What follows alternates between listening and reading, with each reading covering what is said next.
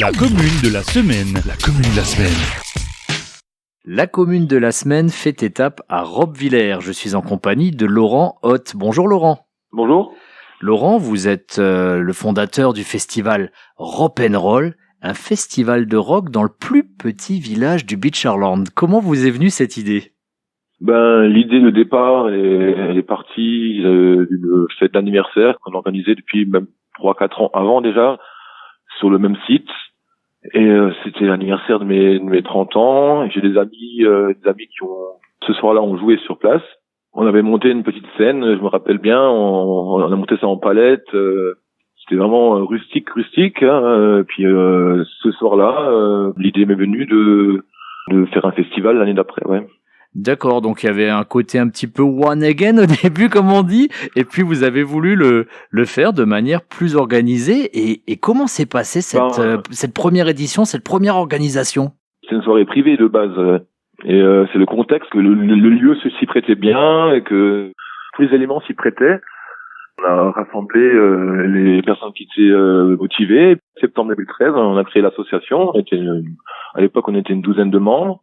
Première année, je me rappelle, on était peut-être 150 personnes, au bas mot, quoi. C'était pas mal pour un coup d'essai, parce que 150 personnes qui viennent pour un festival de rock à Roppwiller, c'est plus que le nombre d'habitants du village. Ah oui, ouais. Déjà lors de la première, ouais. Vous avez parlé de cette fête d'anniversaire. Au début, c'était l'amour du rock qui vous réunissait avec les copains. Est-ce que c'était l'amour du village ? C'était quoi le truc ? Le village en premier, oui, bien sûr.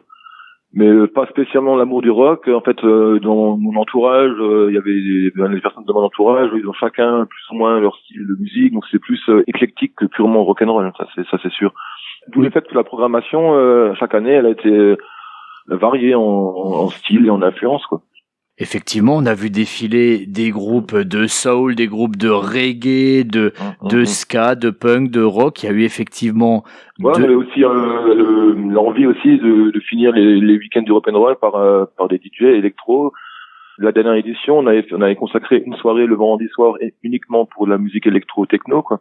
Donc cette envie d'éclectisme, est-ce que c'était aussi de dire, tiens, puisqu'on n'a pas forcément une offre culturelle directement dans le village, on va faire venir la culture à nous ? C'est lié, oui. Et à un moment donné, si on veut agir, il faut prendre les choses à notre compte, ouais. D'accord, il faut se retrousser les manches et dire, on y va, quoi, on se lance le défi et c'est parti. C'est simple de dire qu'on propose rien si derrière il n'y a pas l'envie de construire des projets, quoi.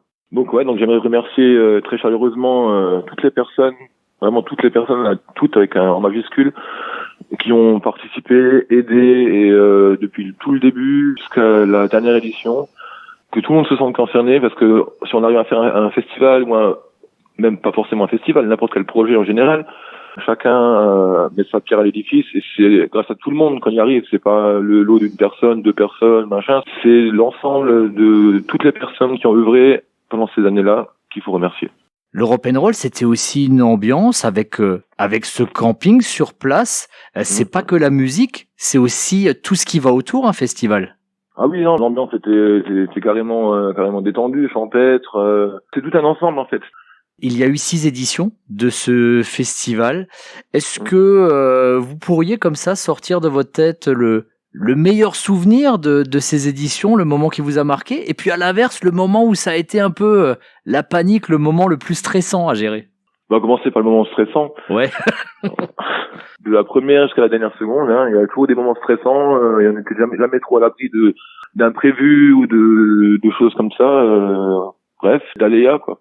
Il y a des éditions où on a dû, à la dernière minute, encore réparer pas mal de choses suite à des orages, il y a des vents forts. C'est dû arriver la veille, et c'est dû arriver le lendemain aussi, où il y avait pas mal de dégâts. On est passé à travers les gouttes, mais sur la fin, on a pas mal de dégâts, ouais.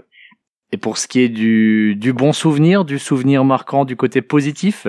Le côté positif, c'est de voir des jeunes à l'époque. Parce qu'il y a certains jeunes qui m'en reparlent maintenant. Ils ont commencé à nous aider. C'est des jeunes, ils avaient 14, 15, 16 ans.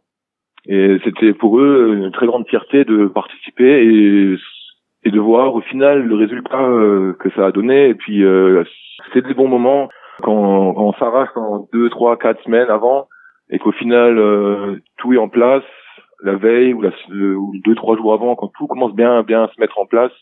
on voit quand même la fierté des gens, quoi. C'est légitime. Hein. En fait, organiser un festival, c'est une forme d'aventure humaine. Ah oui, on cohabite les trois semaines précédentes. On est souvent amené à travailler du matin à 6-7 heures jusque le soir, on doit s'éclairer avec une lampe frontale, quoi. Le festival est actuellement en mode pause, hein, on va dire ça comme ça, mais je crois que l'envie de relancer est encore là. Vous avez peut-être un appel à lancer à d'éventuels bénévoles? Ben, l'envie est encore là, oui. Mais bon, on a pas mal de personnes qu'on a plus forcément revues. Chacun faisant sa vie de son côté, ce qui est normal. Et du coup, là, maintenant, pour espérer refonder quelque chose, bah, il nous manque des personnes pour reformer un comité, oui, c'est sûr.